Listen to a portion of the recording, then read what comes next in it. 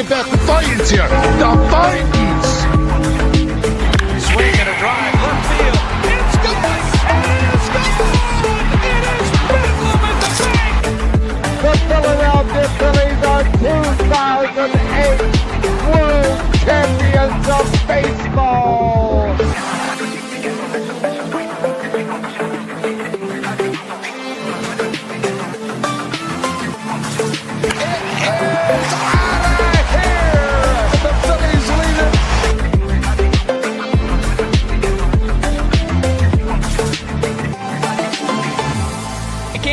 Podcast right here. You already know. Go fucking subscribe. You are now listening to the 302 Birds Phillies postgame show with KJ McCoy, Ballpark Tommy, Dalton and Fratty. Proudly powered by TickPick. Check out the link in the bio for $10 off your first order today. Let's take it to the show. What is going on, everybody? Dalton here from 302 Birds. We got an awesome Phillies postgame show for you guys after the Phillies take down the Blue Jays at home 8-0. Before all of that, this episode is powered by Frost Buddy. If you guys don't know what this is a universal can cooler.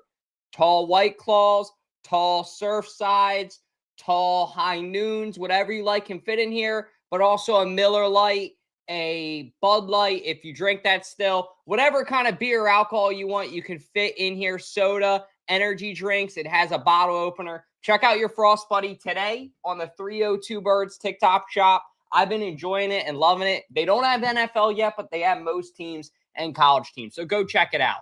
But let's go ahead and kick it to the streets with Matt out there. How are you going on, guys? Right after this Phil's dub? Great win by the Phils. Kyle Schwarber, great Schwarb bomb.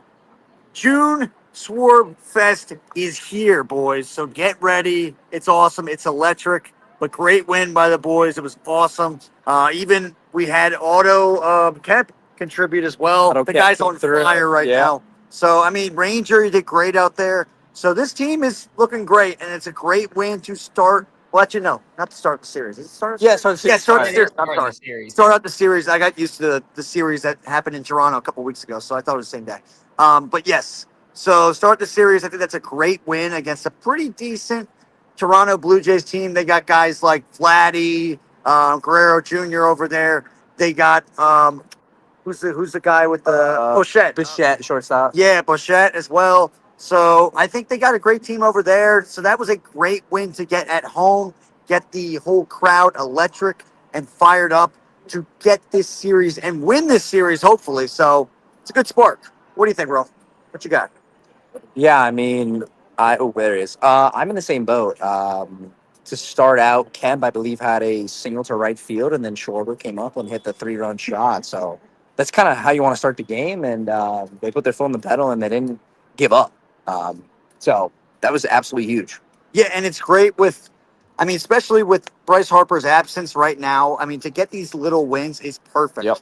And it really helps up the whole team morale, I really feel like. So, you know what? Keep it up, especially, I mean, Bryce is probably really proud with these kind of wins, these gritty wins that you can get.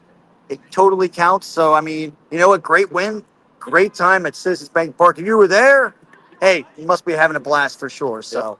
That's awesome. Great win, and we're proud of the team for sure. Ring the bell. Let's go. Ring that bell. Hey, well, I appreciate you guys calling in to bring the energy, hype us up. Come on. Come on, boys. Come on. Let's take one of the next two. Let's go. All right. Thanks, Dalt. Go Phils. Go Phils, boys. DJ and KJ out there rocking out in the field. And like I said, we got an awesome show for you guys. We're going to be, of course, talking about Marshy's night, Schwarber, Kemp continuing to contribute, as CJ alluded to there a second ago. Ranger, Suárez's big night, and of course, wrapping up the show with Fratty's Corner. Speaking of Fratty, let's go ahead and bring him on here. I mean, Brandon Marsh updates has got to be very excited about this because this guy continues to contribute. While you're fixing your camera there, I'll go ahead and take it first while you get ready. But I'll say this. Brandon Marsh has been exciting with his growth the past week. I'm not getting overly excited because we've seen how this can go when it gets bad. But over the past week, he's been pretty solid. He's stepped up when he's needed to. His confidence has definitely been there. And it's good to kind of see vintage Marsh, if you would call him that. Maybe I would. Fratty, what do you think about Marshy? Oh man, he's what's the name? He's raising his average. I think he's raised his average a ton of points as of late. He's really stepping it up. There's not haven't been much complaints about Brandon Marsh, and it's weird when Shard. What's the name? It's weird when we used to be on with Shard. We used to always not like this, but all of a sudden lately, ever since late last week, like Sunday, ever since Sunday, he's been hitting in almost every game, and I don't know. He's starting to find his groove, and it's really a good sign of what's happening right now. But overall, I'm happy with. I have no complaints with Brandon Marsh, and also, yeah, I have no complaints with Marsh. Yeah, it's been great to see him step up. Like I said, I know our guy Brandon Marsh Updates is definitely very excited about the way that he's been playing. I don't know what it is. I don't know if he's getting more sleep. I don't know if he's working out more or less, but whatever it is, Brandon Marsh, keep it up, because I just feel like he's been more consistent at the plate. And when he gets up there, I'm like, okay, you know what? We have a pretty good shot. Even the one out that he had, he still made decent contact with the ball. So he's seeing very well, which is great to see from him. But moving along now to our next topic, which is something I've been very excited about, but I'll let you take it first, Frat. And then came June for Kyle Schwarber. Am I right? Yeah. Overall, I'm very happy. Very happy to see Kyle Schwarber starting to heat it up too. Now, I mean it's June. We're in June. Like tomorrow's June 14th, June 13th, Friday 13th. He just hit one at dead center in the bushes area, which is going to be yeah, he's just stepping it up big time. I think that bush area is not going to be around much longer, if I'm correct. They're going to. I think the Citizens Bank Park is probably going to do renovations to it in the future. But overall, it's always nice to see that the infamous CBP bushes that's been around since like the grand opening of the ballpark when it was designed right before the 2004 season when it was designed, but when the ballpark opened in 2004. And I'll say one thing. Yeah, like I said, it's great to see, and we'll see what happens with not Brandon Marsh, Kyle Schwarber the rest of the month. I expect him to keep heating up. I expect him to at least hit one more home run this weekend, maybe two. So we'll see. That's all I have to say. I have no complaints really, Dalton. But let me move back to another room because. But yeah, it's been excited, like you said, as a Phillies fan. It's been a very exciting time to watch Kyle Schwarber just kind of take off and really step up, like KJ also said earlier. Bryce Harper's out right now. We saw him warming up before the game. That was great. That's good to know that they are intending for him to come back. But all in all, Kyle Schwarber is really stepping up and saying, hey, I can be that guy that you can lean on when he's out.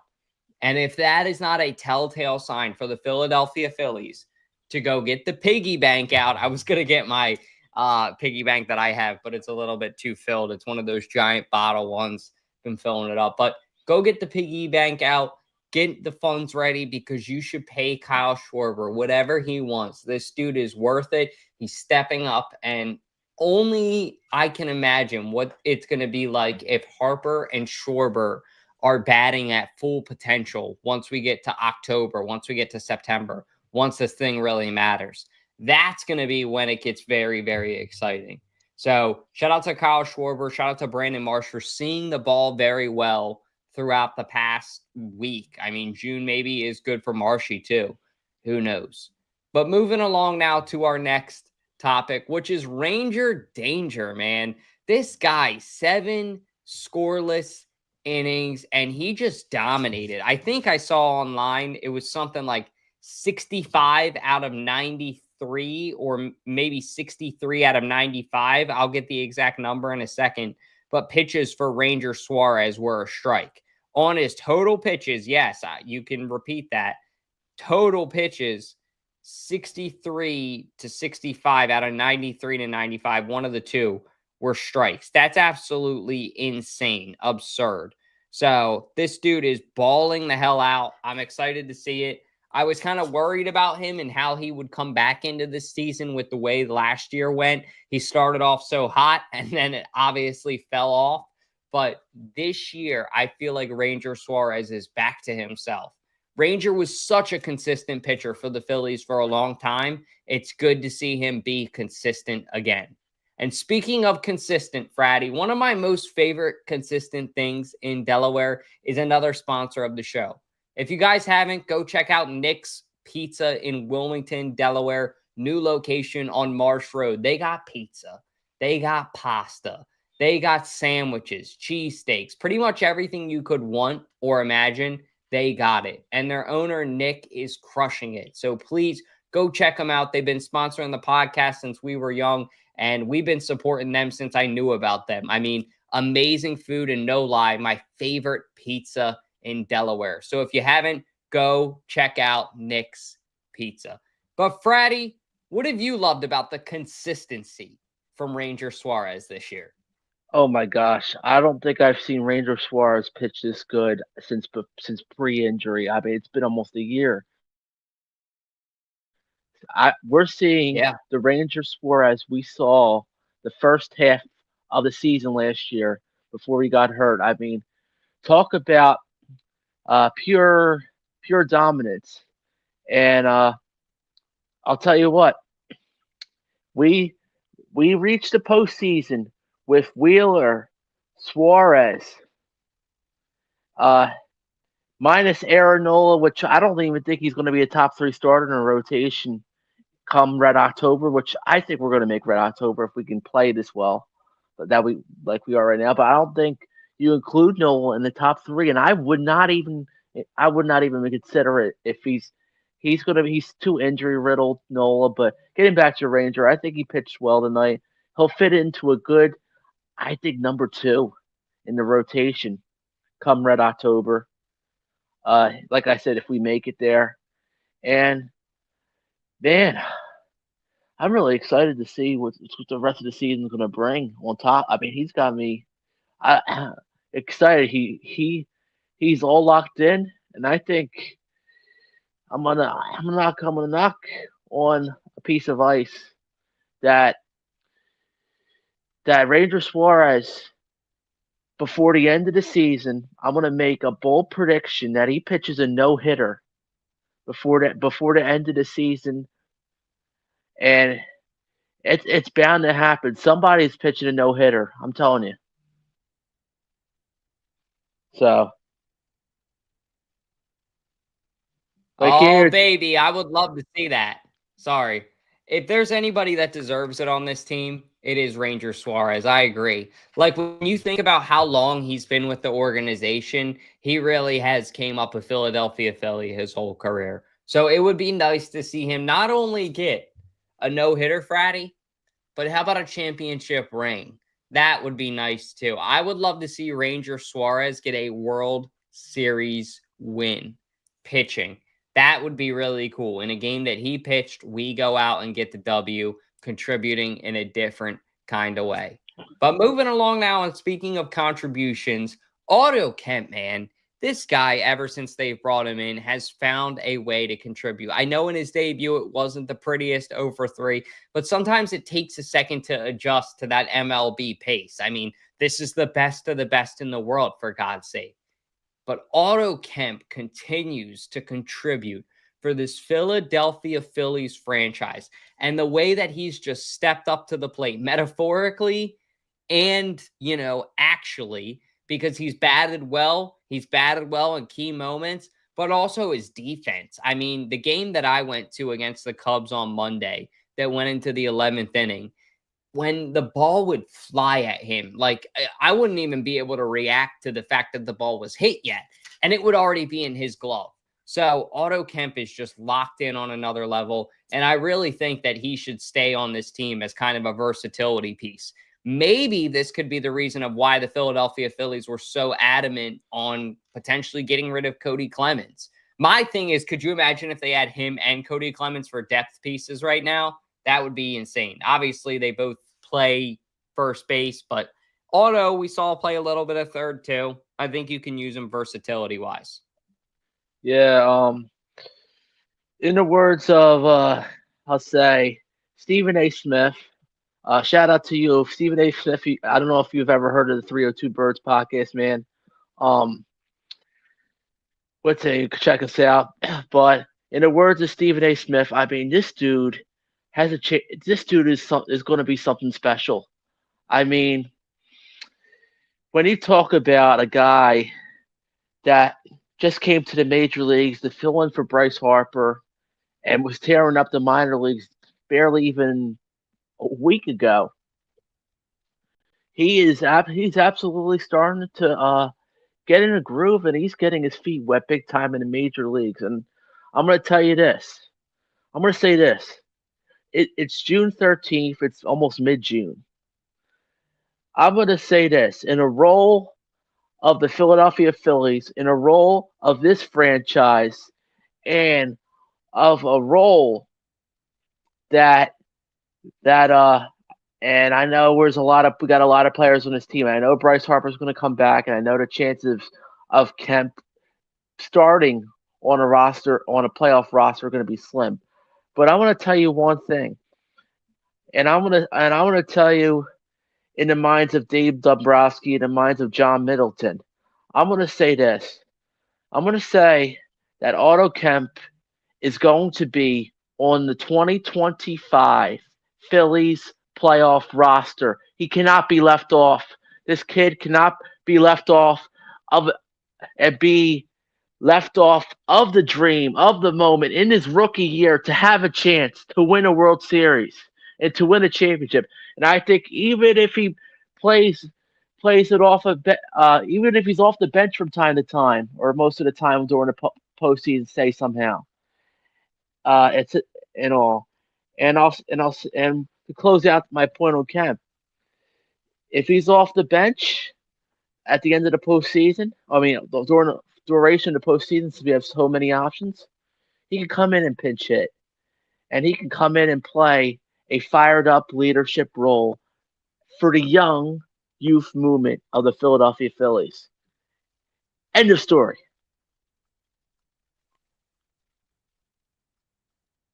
So, you hear me? I like Otto Kemp a lot. I think he's got that work ethic. He definitely brings something to the table where he's like, hey, I'm not afraid to go out there and get it. So good luck to the Phillies. Good luck to Otto Kemp, because they definitely found a real one with him. But moving along now into our final segment of the show. Hopefully your Wi-Fi is a little bit good. I know it's been cutting out. I hope mine's not been cutting out too. Apologize for that, guys. But let's take it to Fratty's Corner. Yo, Fratty, give him the business. Only in South Philly. Only at Fratty's Corner. It's Fratty's Corner. Well, that was what that team did tonight, man. They turned into a dog, didn't they? Yeah, I mean the Phillies absolutely dominated the Blue Jays 8-0. What's the name? Everybody, the whole team is just coming. I mean, it's starting to come together now. I mean, Philly Shardy, if you're watching, I know you've probably been busy lately. Philly Shardy, and Chris Chaos. I am sure you're thinking of us right now, guys. That the Phillies are in absolute good hands, and that a miracle is upon us. Compared to where we were at after Sunday in Pittsburgh, to be talking about this 5 days later from the walk-off Monday night to, even though we lost Tuesday, to the day game that I missed a duration of the game. Now we pretty much lived up to the expectations. I said it was going to be 5-2 that game. It was going to be 7-2, and then to tonight, and dominating, and not only dominating the Blue Jays, but shutting out a team that's from Canada 8-0. I know all you shout out to Oilers fans out there for that massive comeback win. I know your team's from Canada too, but your baseball team from Canada, you may have beat us in the '93 World Series, but you're even though you have a good squad this year, it's still not good enough to win the American League this year. And I still put the Yankees ahead of you guys from the Blue Jays. I'm sorry to insult you Blue Jays fans out there, because the Philadelphia Phillies are a better franchise. We are not the laughingstock of Major League Baseball. We're going to show it. We're going to show it to you in less than 4 months.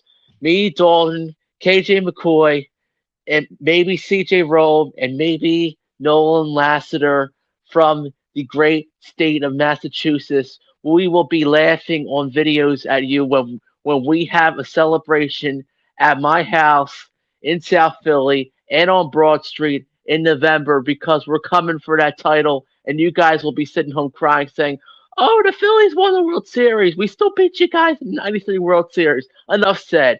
So, Phillies are a better team than you guys. I don't care if we lost to you guys in Toronto twice. We are still the better team, even if we tie the season series against you guys. Better yet, hopefully we sweep you guys, but I'll take 2 or 3 from you guys any day. So that's it. That's my rant on the Blue Jays. Sorry. The best part about your rant on the Blue Jays is that Nolan is a Blue Jays fan. So he would not be here for the parade then. Oh, my God. There it is. Gotta love it. But hey, Fratty, I appreciate you, man. I appreciate the passion. If you guys haven't, please give our boy Fratty a follow on Instagram at JamesFrat1. He has all the connections to his other accounts on there. Gotta give him a follow. He's one of our ballpark experts here on the show.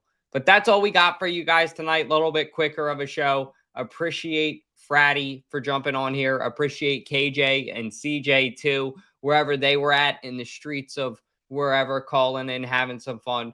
Good luck to them. Have some fun. Be safe, of course. And, of course, want to thank our 2 sponsors for the show tonight, too. If you guys haven't, you like my cup, you like my cooler, this is a Frost Buddy. If you guys want to get one for yourself, they're on sale right now on our TikTok shop. Frost Buddy, they have MLB teams. They have NHL teams. They have college teams. So if you want to get one for yourself, it's a universal cup cooler. So it can do tall boys. It can do these. There are different sizes, so make sure you check it out. But this thing is awesome. I love it. And also want to thank, of course, as always, Nick's Pizza in Wilmington, Delaware. That's all we got. Everybody have a great weekend. Be safe, and we'll see you tomorrow. Go Phils. The Vikings. Swing and a drive, left field. It's going, and it's gone! It is Bedlam at the bank!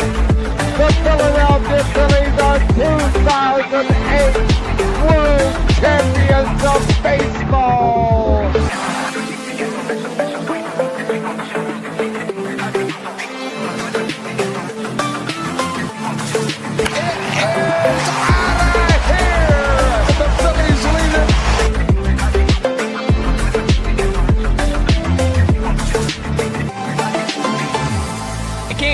Podcast right here. You already know. Go fucking subscribe.